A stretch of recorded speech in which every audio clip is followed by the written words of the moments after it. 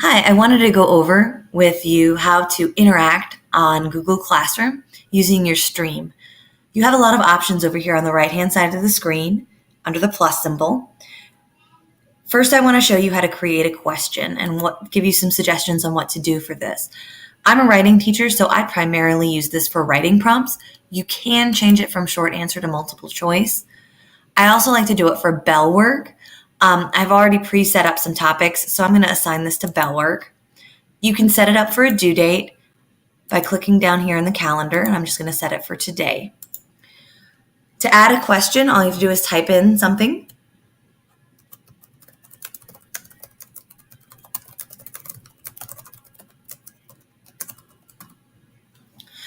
And then you have a couple of options for setup. Students can reply to each other. It can be turned on or off. My students, we go over expectations about what would make an appropriate reply, but they love being able to read each other's and reply to them. It helps for the buy-in. It gives them an audience. Instead of writing their answer in a journal that nobody may ever read, they get to put it out here for everybody else to see, which they like. I also like to set it that they can edit their responses just in case they make a mistake or a typo and they want to go back and fix it. It just saves a lot of hassle by letting them do that. As I ask it, I can schedule it or save it. So if I wanted to schedule it to post tomorrow, I can do that. But I just want to go ahead and ask. Also, if this is going to be something I'm using for multiple classes, I can take it up here and assign to any of my classes or all of them.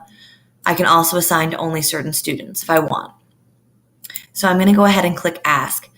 Now, on some of these things on Google, they do look different for the teacher view and for the student view. This is one of them. This is what I see, and this is what a student is going to see.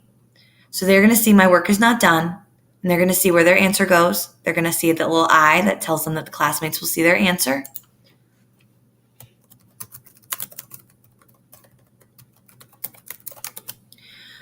I'm making totally bad English teacher decisions for these, but that's okay. When they submit, they see if they have any replies, and they see their classmates' answers. They can open this and see the feed and also see where they can reply to each other. So imagine all the students would be down on this feed. Here on my version, I can see my students are done, and I can go in and reply to them as well. So I can click in here and say, awesome job, and post it to them. And then my student would see on his feed that he got his reply. So that's one way to interact with students on the feed by using the question. Another way would be to create an announcement. When I create an announcement, maybe I just want to remind students about an upcoming test.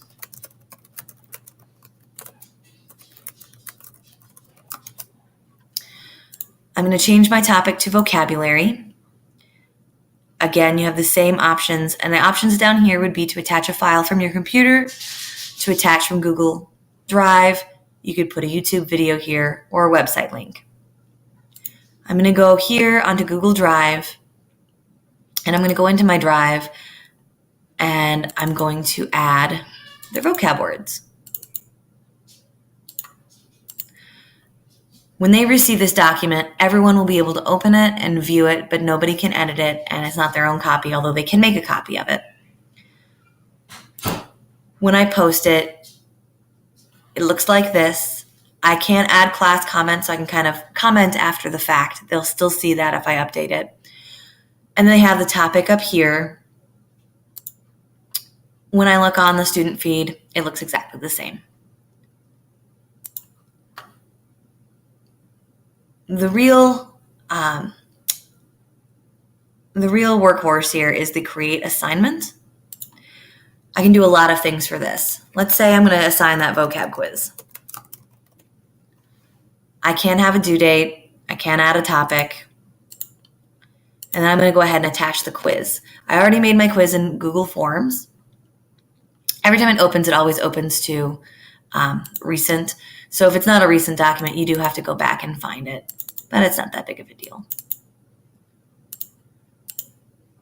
So here's their vocab quiz. I can assign the due date if I want. I can add optional instructions. Again, same thing. But when I assign it, I can see who is finished and who is not. And as they submit those Google Forms, these numbers will change. On the student view, I see the same thing. I can click on that, open it, take my quiz, submit it, and it'll say done. So then I know I'm done with my quiz. Another way I can make an assignment, which I like to do, is I can assign a document to them. I'm an English teacher, so we're going to write an essay. When I assign it, I do have the option of pushing out a document to them, so all of them will receive their own individual copy. So I make a template for them that has the exact same stuff. I don't want them to just view it.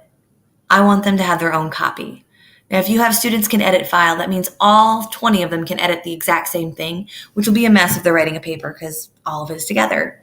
I do use that feature when I give them certain projects, like they love to do a Google slide with their vocab words. So I type in all the vocab words and I share it to them. They get 10 minutes and they're all adding on pictures and definitions. All 20 of them have access to the same thing. And it becomes their study guide for the week with pictures to go along with the words. They can do that. You can also change up here who gets it. So maybe a small group would all share a document together. It helps for them to collaborate. If they can't figure out how to easily share and collaborate on an assignment, I can take over that role as a teacher and send it out to them. But today we're going to just make a copy for each student and click assign. Now all students will get this exact document over here in the feed as the student. All it says is open for me. When I click open, I see my document that my teacher sent me, and I can open this and I can work on it. And this is what it would look like.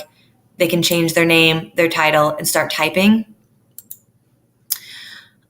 Also, let's say the teacher never added this. I can right on here just create a doc. So I could just create my document here and start my paper. I just like to share out the template because it makes it way easier for them to set it up. They don't know how to do that very well. They can also add something that they've already written. So let's say they accidentally start writing their paper not in here. They can add it right on. It's not a big deal. This can be removed just by hitting the X. This will disappear. Whatever they add on as the teacher, I can see it. So imagine I've got 20 students and all the students are listed right here with their paper. I can click on the student's paper at any point and see the progress. I can watch him or her type. This is great for writing conferences. This is great for editing. Anything I need to interact with, we can do it digitally without me trying to go over and look at the paper over somebody's shoulder. We can just open it up right on my computer. I can even sit at my desk and open up their papers. It's really a neat feature for the assignment. When I'm done, I can add the grade and I can return it here. I use a rubric feature as well. Another discussion another day. But that's the way they get their paper grades back. All paperless. Very nice. So back on my feed, I've used a couple of these topics. This is why I set up the topic. So my feed is starting to get a little full. Let's say I need to go back and just find my vocab stuff. I can click on topic, and there's just the vocab stuff. So it does help cut down on that big full feed if you're using topics.